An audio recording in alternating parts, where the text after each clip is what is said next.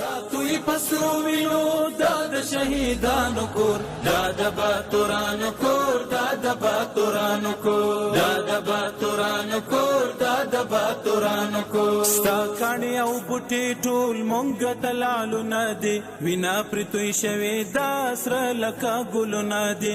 کلی څوک نیولی شي دا د زمریانو کور، دا د باتورانو کور، دا د باتورانو.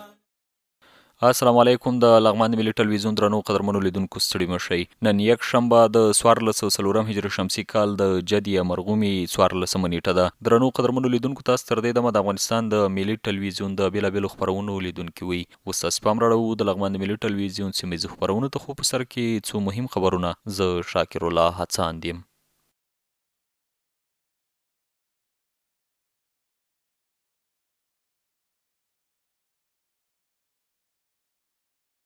بسم الله الرحمن الرحیم. قرغې ولسوالۍ کې د 55,000 امریکایي ډالرو په ارزښت د 2 چک ډیمونو د جوړولو چارې پیل شوې. د لغمان ولایت د قرغې ولسوالۍ اړوند خروټو صفوخیلو کلي کې د 2 چک ډیمونو د بنسټ ډبره کېښودل شوه او چارې عملاً پیل شوې. د معلوماتو له مخې یاد چک ډیمونه د FAO موسسې له لوري د 55,000 امریکایي ډالرو په لګښت د قرغې ولسوالۍ مسؤلینو سره په همغږۍ جوړیږي چې چارې به یې د 2 میاشتو په موده کې بشپړې شي. د ولایت مقام د خبرپاڼې له مخې دا چک ډیمونه د قرغې ولسوالۍ اړوند خروټو صفوخیلو کلیو کې جوړیږي چې چارې یې د قرغې ولسوال قاري حضرت ګلال عاصم او یو شمېر نورو مسؤلینو لخوا د بنسټ ډبرې په ایښودلو سره پیل شوې. د خبرپاڼې له مخې په دغه پروژه کې په ورځني ډول 80 تنو ته د کار زمینه هم برابره شوې ده. لغمان کې له 1500 زلزله ځپلو کورنیو سره د 6.5 میلیونه افغانیو په لګښت د خوراکي او غیر خوراکي توکو مرسته ترسره شوه.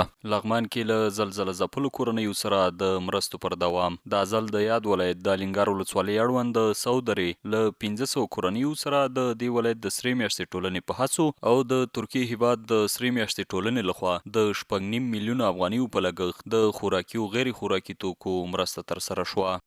فی کورنۍ لپاره په دې کې غذایی او غیر غذایی مواد تقریبا 14,000 افغانیو په ارزښت باندې دا یوې کورنۍ ته توزیع کیږي او ټوټل څه ده 6.5 میلیونه افغانیو په ارزښت باندې دغه مرسته ترسره کیږي.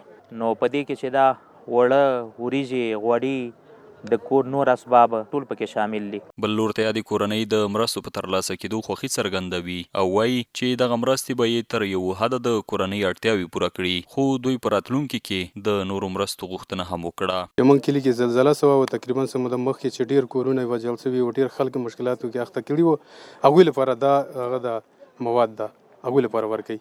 انشاءالله ډېر خلک خوشحال دي، دوی نه مننه. دې سره به یو 50% زموږ د خلکو مشکلاتونه حل شي.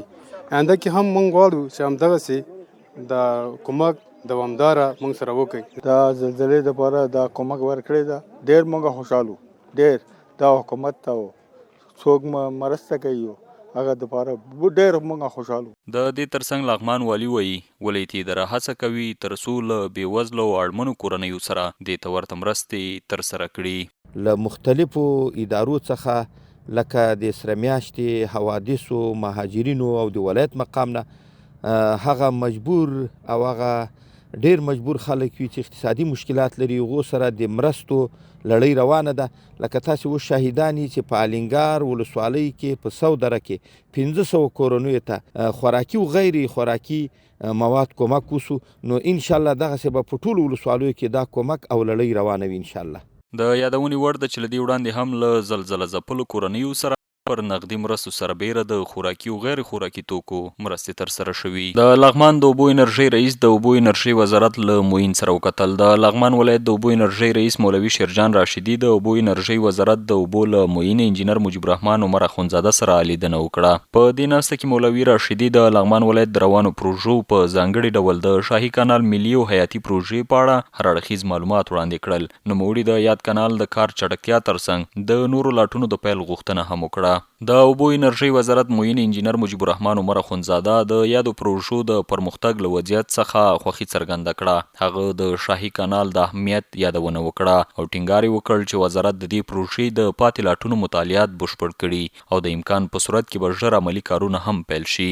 یاده لیدنه د دواړو لوریو ترمنځ د همکارۍ او پرمختګ په برخه کې یو مهم ګام و چې د لغمان ولایت د سترې اوبو پروژې لپاره د لا زیات کار نوې هیله زیږوي. له بادپخ ولسوالۍ څخه هر اړخیزه څارنه وشوه. د لغمان ولایت د علماو شورا رئیس مفتي شیخ محمد سلیم حقانی په مشرۍ یو پلاوي چې د علماو شورا مرستیال شیخ امرالله سعید د شورا نورو غړو د مهترلام خروالو د خروالۍ یو شمېر انجینرانو پکې شتون درلود.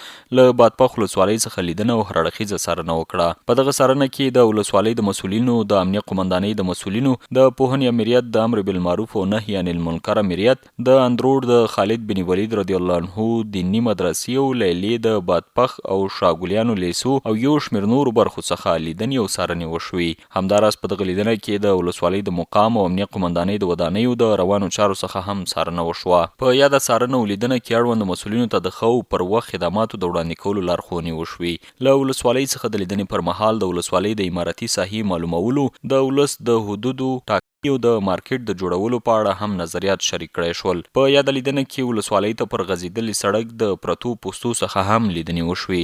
د چارو د سمون په موخه لارښوونې وشوې او د مسؤلینو ستونزې واورېدل شوې. د لغمان مرکز اړوند طبی کونج او ارهنډۍ کوچیانو د لغمان اقتصاد رئیس سره وکتل. د لغمان ولایت مرکز اړوند د طبی کونج او ارهنډۍ سیمو کوچیانو د شاهنواز اخلاقی په مشرۍ د لغمان ولایت اقتصاد رئیس مولوي عطاالرحمن فاتح سره وکتل. په پیل کې یادو کوچیانو د لغمان اقتصاد رئیس ته د نوې دندې مبارکي وړاندې کړه او د نوموړي له ټاکل کېدو یې خوښي څرګنده کړه. وروسته د سیمې استازو د خپلو ستونزو او اړتیاوو په اړه خبرې وکړې او ویل چې په یادو سیمو کې د څښاک پاکو اوبو نشتون، د تعلیمي پروګرامونو کمښت او د روغتیایي خدمتونو نشتوالي جدي ستونزې دي چې د خلکو پر ورځني ژوند ناوړه اغېز کړی دی. د لغمان ولایت اقتصاد رئیس مولوي عطاالرحمن فاتح د کوچیانو ستونزې په پوره غور واورېدلې او ډاډ یې ورکړ چې د یادو ستونزو د حل لپاره به د اړوند ادارو همکارو مؤسسو سره لازمي همغږي ترسره کړي. نوموړي زیاته کړه چې د اقتصاد ریاست دروازې د ټولو ولسي خلکو پر مخ خلاصې دي او هڅه به وکړي ترڅو د امکان تر حده د څښاک اوبو، تعلیم او صحت په برخو کې بنسټیزې پروژې د لومړیتوب له مخې تنظیم او عملي کړي. د اقتصاد رئیس همدارنګه ټینګار وکړ چې د متوازنې پراختیا په موخه د کوچیانو ستونزې مهمې دي او د یادو سیمو د پرمختګ لپاره به لازم اقدامات ترسره شي. درنو قدرمنو لیدونکو، دا د دې ساعت خبرونه چې تاسو هم در وړاندې کړل. تر بیا ښه وخت.